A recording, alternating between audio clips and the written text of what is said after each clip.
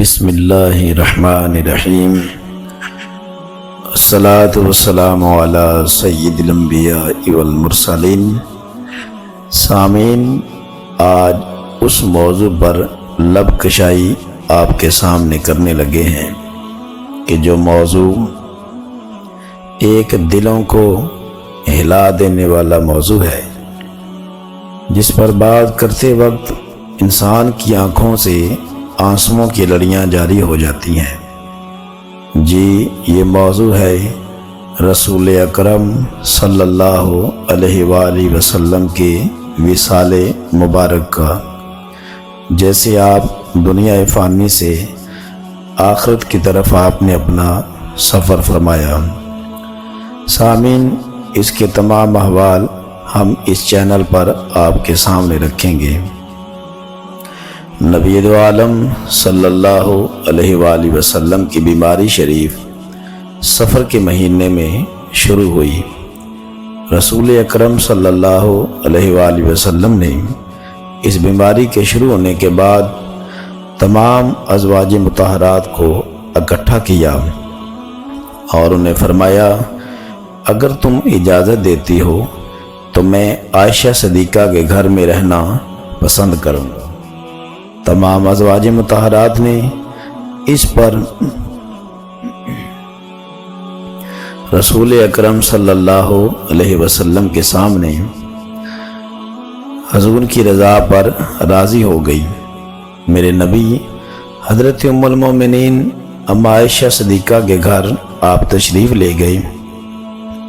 سامعین، بیماری جس طرح بڑھتی گئی، نبی دو عالم صلی اللہ علیہ وآلہ وسلم نے صحابہ اکرام کو اکٹھا فرمایا۔ اکٹھا کر کے آپ نے فرمایا، میرے صحابہ، مجھے یوں معلوم ہوتا ہے کہ میں اس بیماری کی وجہ سے دنیا سے رخصت ہو جاؤں گا۔ سورہ اذا جاء نصر اللہ والفتح کا نزول ہوا۔ حضور علیہ السلام نے فرمایا، اللہ تعالیٰ نے ایک بندے کو اختیار دیا ہے کہ وہ چاہے تو دنیا اختیار کرے، چاہے تو اپنے رب سے ملاقات اختیار کرے، لیکن اس بندے نے اپنے رب سے ملاقات کو اختیار کر لیا ہے۔ یہ سن کر صحابہ اکرام میں سے حضرت ابوبکر صدیق رضی اللہ تعالی عنہ رو پڑے۔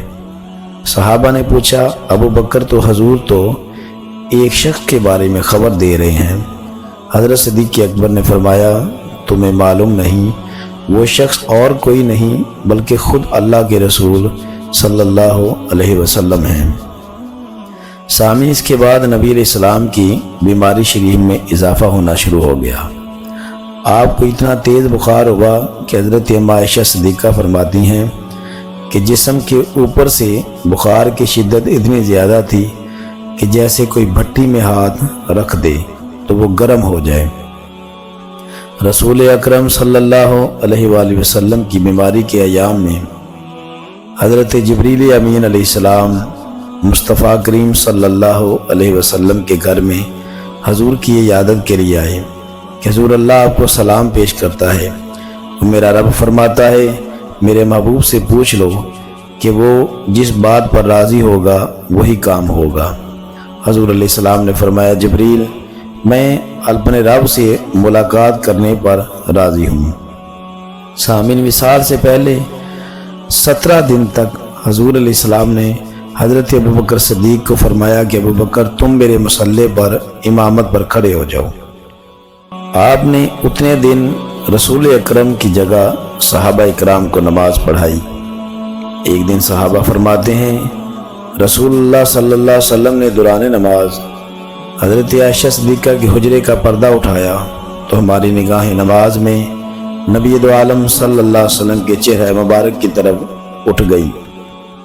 سامعین، اس طرح بیماری کے ایام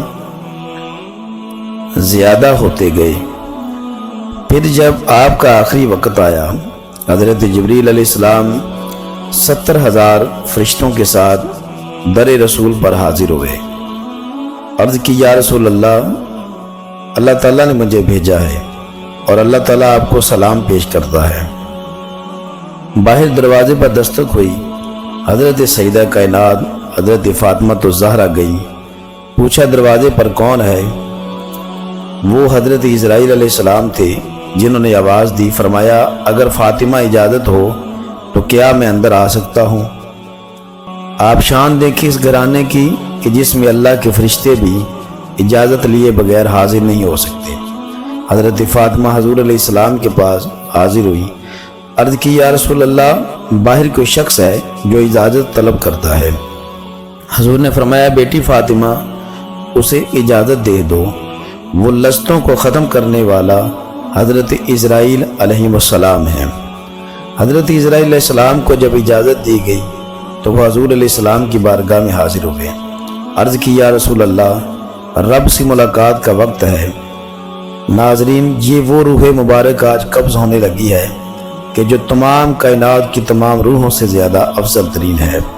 حضرت اسرائیل علیہ السلام نے میرے مصطفیٰ کریم صلی اللہ علیہ وسلم کی اجازت مبارک سے آپ کے جسم اقدس سے روح کو قبض کیا۔ امام احمد بن حنبل لکھتے ہیں کہ رسول اکرم صلی اللہ علیہ وسلم کی روح مبارک عرش معلیٰ کی طرف جب اٹھائی گئی تو 70 ہزار فرشتوں کا جھرمٹ دائیں بائیں کھڑا ہو گیا، کیونکہ یہ وہ مقدس نبی کی روح مبارک ہے جس کی کائنات کی وجہ سے اللہ تعالیٰ نے اس کائنات کو تخلیق فرمایا، اور حور و غلمان مصطفیٰ کریم صلی اللہ علیہ وسلم کی روح مبارک کو مرحبا کہنے کے لیے عرش فرش کے دائیں طرف کھڑے ہو گئے۔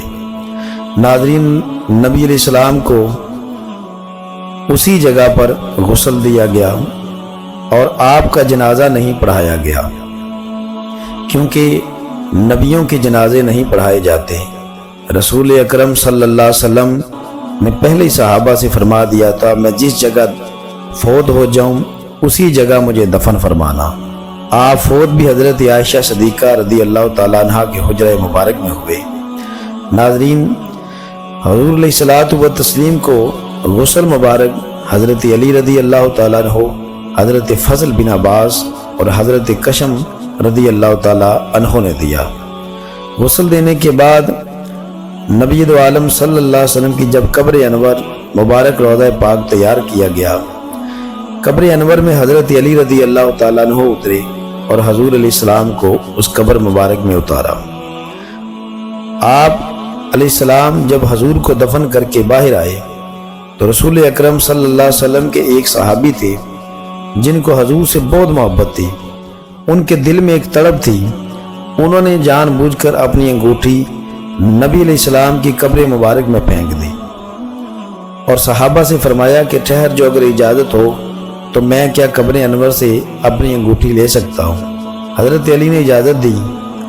جب انگوٹھی مبارک وہ لینے قبر میں اترے تو انہوں نے رسول اکرم صلی اللہ علیہ وسلم کے چہرے مبارک سے کفن کو ہٹا کر حضور کے چہرے مبارک کو بوسے دینے شروع کر دیے، چومنا شروع کر دیا۔ حضرت علی نے فرمایا تم تو انگوٹھی لینے قبر انور میں اترے تھے۔ عرض کی علی، انگوٹھی تو ایک بہانہ تھا، میں جاتے ہوئے اپنے مصطفیٰ کریم صلی اللہ علیہ وسلم کے چہرے مبارک کو چومنا چاہتا تھا۔ ناظرین، اس طرح رسول اللہ صلی اللہ علیہ وسلم کی قبر مبارک میں آپ کو دفن کرنے کے بعد آپ کے روضہ انور کو تیار کیا گیا۔ حضور نے پہلے ہی طریقہ بتا دیا تھا۔ سب سے پہلے حضور کے اہل بیت حاضر ہوئے اور انہوں نے حضور علیہ السلام پر درود و سلام پڑھا۔ اس کے بعد انصار میں سے لوگ حاضر ہوئے، نبی علیہ السلام پر درود و سلام پڑھا۔ اس کے بعد مہاجرین حاضر ہوئے، رسول اکرم صلی اللہ علیہ وسلم پر درود و سلام پڑھا۔ اسی طرح باری باری درود و سلام پڑھنے کی جماعتیں آتی اور درود و سلام حضور پر پڑھ کے باہر آ جاتے، کیونکہ حضور کا جنازہ نہیں ہو سکتا۔ جنازہ اس چیز کا ہوتا ہے جو گناہ گار ہو، اور نبیوں کے جنازے جو ہیں وہ نہیں کروائے جاتے۔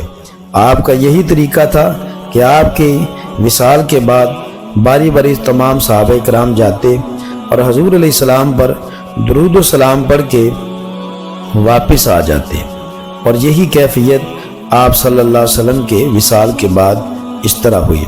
سامعین، یہ نبی علیہ السلام کے وصال شریف کا واقعہ ہم نے آپ کے سامنے رکھا ہے۔ مزید اچھی اسلامک واقعات کے ساتھ آپ کے سامنے حاضر ہوں گے۔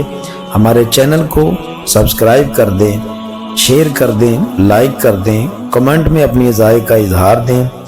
आपकी राय से हमारी हौसला अफजाई होगी। अल्लाह ताला हम सब का हामी और नासिर हो। अस्सलामु अलैकुम।